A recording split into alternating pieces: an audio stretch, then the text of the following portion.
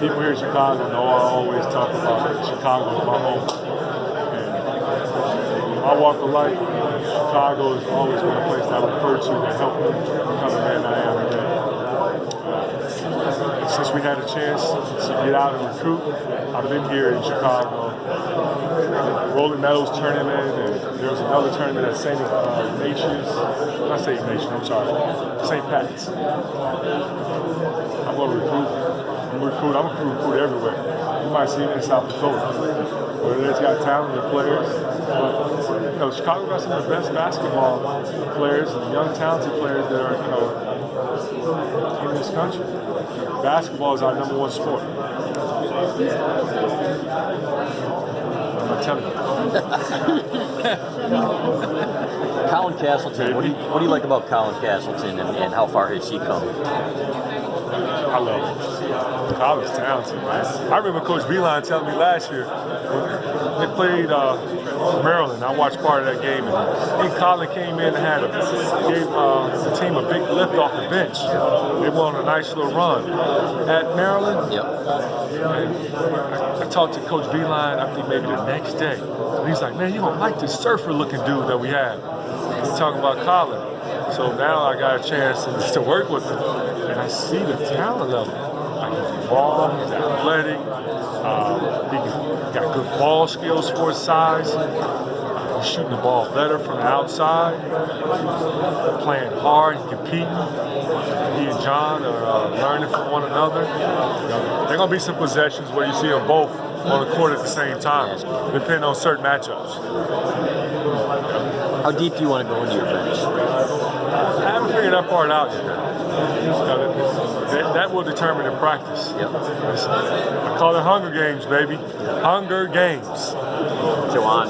Isaiah seems like for the last couple of years he's had potential. What kind of role do you see for Isaiah? Do you see him posting? Isaiah got talent, man. He's skilled. He's a big wing that can play inside and outside. I know for Coach B, sometimes he's played some 5. But he was a lot thicker. Isaiah has transformed and gotten his body to a point where he's looked at as being lighter, moving faster, a lot quicker. I want to see Isaiah be more of a better defender on the perimeter than he's shown. I think that's going to help Isaiah just get better and better and develop him, because I may be moving a little bit ahead, but I feel in my heart he has a chance to play on next level. He can shoot the basketball. He's a pure high character kid. He asks questions. He wants to get better. I'm going to put him in strengths and utilize him so I have a chance to score. But I want him to also be a two-way player. Juwan. Also, you lose kind of your top 3 scorers for last season on the team. Where do you think you're really going to find the bulk of that kind of offensive production at each spot this year? It's going to be by committee. Xavier Simpson, there's some games where he plays and might score 20. You might see John Teskey scoring 20. You might see Liver scoring 20. Bronze might have 21. Eli Brooks may go crazy one game. We're going to do it by committee.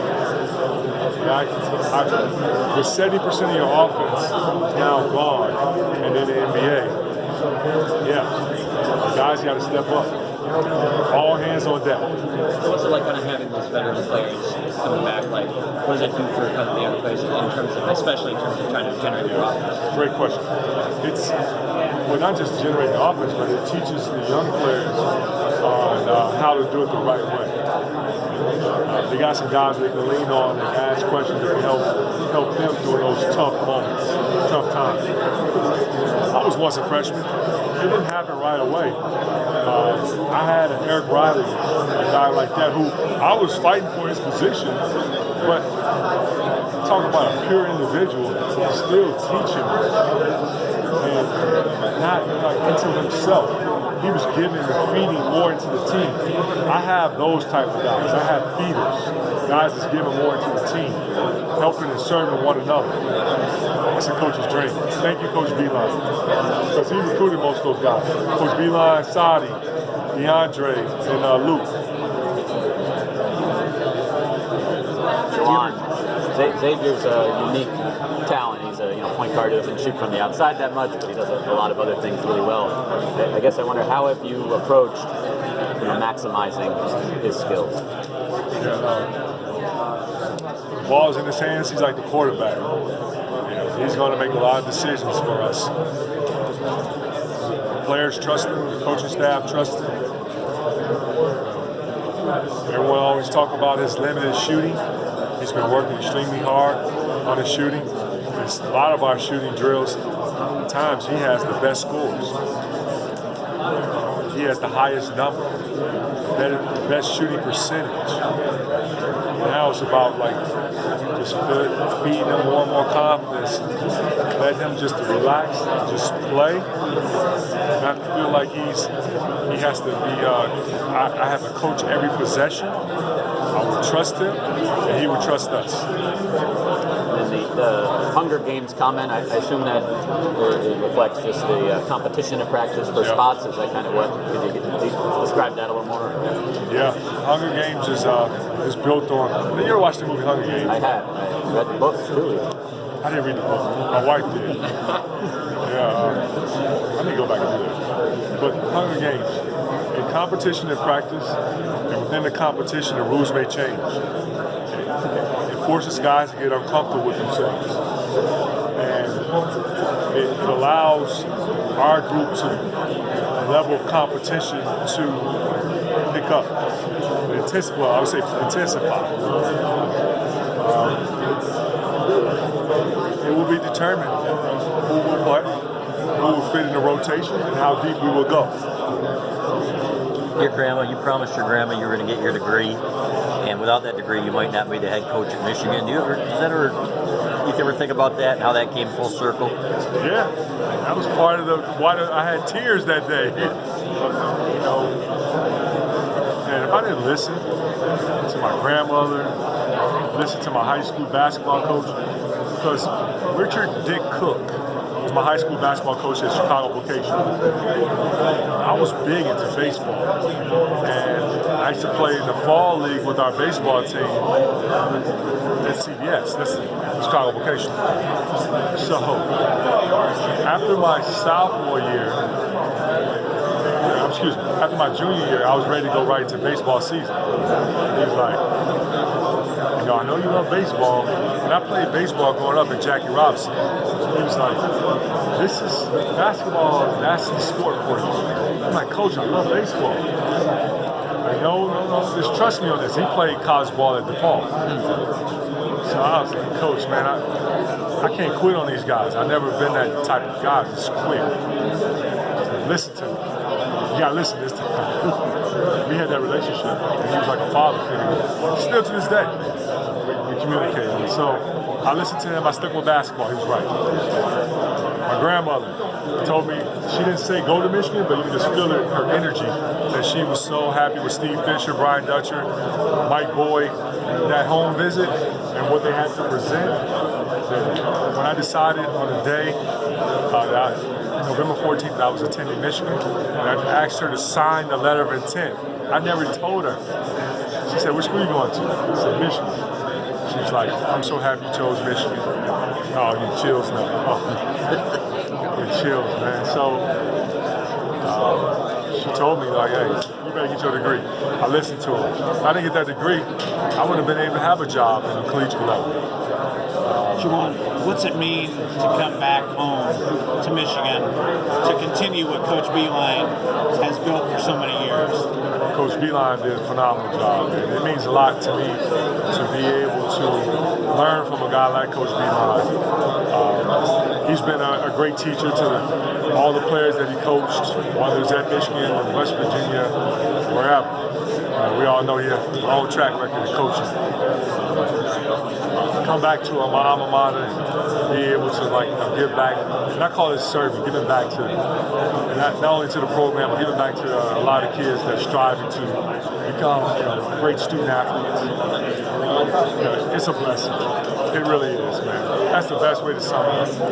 Other than Fred Hoiberg, basically every coach in this room is a career college basketball coach. I wonder, going to dinner and stuff last night, did you feel very different, or don't know if out of place is the right word, but like you're kind of you're an outlier here. Right. What did that feel like, and what do you kind of think of it? You know, honestly, I didn't like go back to that feeling like I was uncomfortable. Nor did they make me feel uncomfortable. It was a great time to break bread with guys who I have looked up to, like Tom Izzo. Coaches that I've watched from a distance, like Fran from Iowa. Seeing a guy like Chris Collins, who I watched him growing up, and being the player of the year in Chicago area, that's huge. And seeing him from across the table and cheering for him. I was cheering for Chris when he got the job as the head coach at Northwestern and what he's done with that program. And when they made that run in the tournament, I was cheering for Chris. Fred Hoiberg, the relationship with Fred and I, it's funny like how this world works. Fred offered me a job to come work for the Chicago Bulls as an assistant coach. Ask Fred about that story. Yeah, and I never played with Fred, nor have I ever worked for Fred. So just to see those guys and watching them from afar, they made me feel like I was just one of them. And I had no sense of insecurity about okay, well, I'm being and then not only just insecurity but ego. I've been an NBA guy. I've been 25 years in the NBA, player and coach. These guys on the college level, they don't know anything. They the little people. It was purity in that room, and how I saw it was egoless. But I also know in the back of my head I was thinking this. That they all are competitors, and they all want to beat Michigan, and I want to beat them too. What do you envision Dave DeJulius' role on this team being? Dave got a chance to play, man. Dave has been working hard. He's been making himself a big name. Hunger Games, it's going to be tough. What do you think is Franz's good noise for himself? What do you think is Franz's best position, if you had to say today?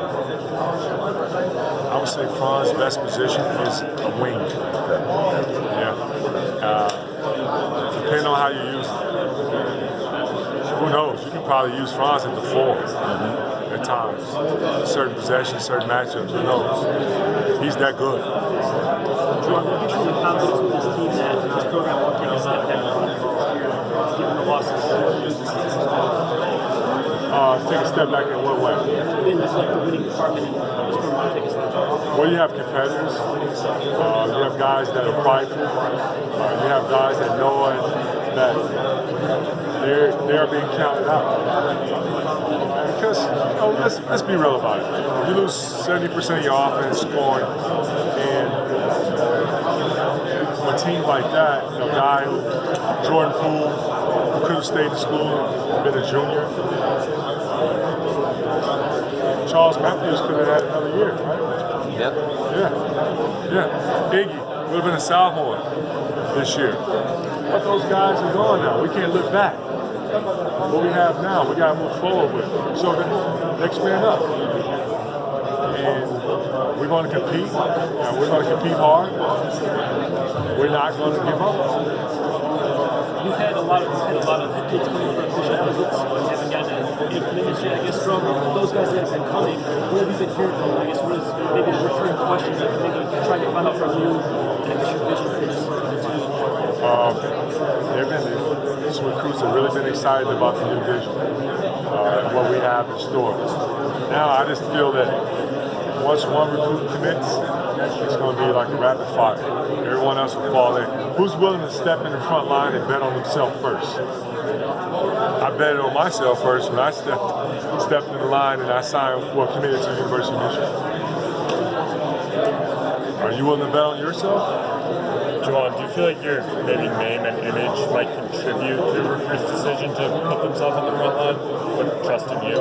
Well, I think a lot of recruits who come on campus allowed us to be a part of their top 5, top 3, top 2.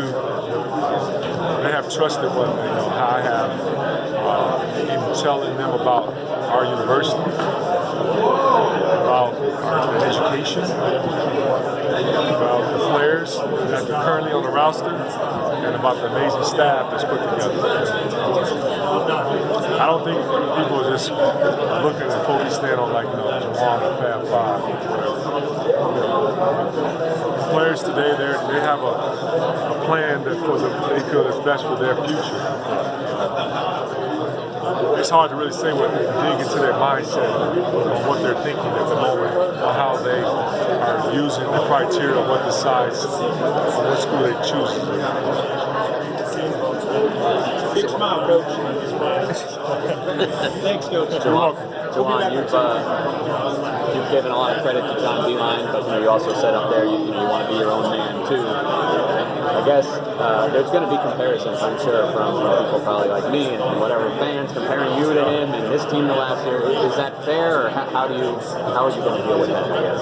Yeah. Well, I'm not going to always keep that in the back of my mind. I'm not going to focus on it. I'm just going to continue to coach my team. That's what's going to be my main focus. Yeah, it's coming. And rightfully so. If it was reversed, he would be dealing with it, if it was me, if I had the success he had. But let's not forget, Steve Fisher did a phenomenal job here too now. Let's look at his win-loss record. That's pretty damn impressive. So, it's an interesting situation with no one on the staff having ever worked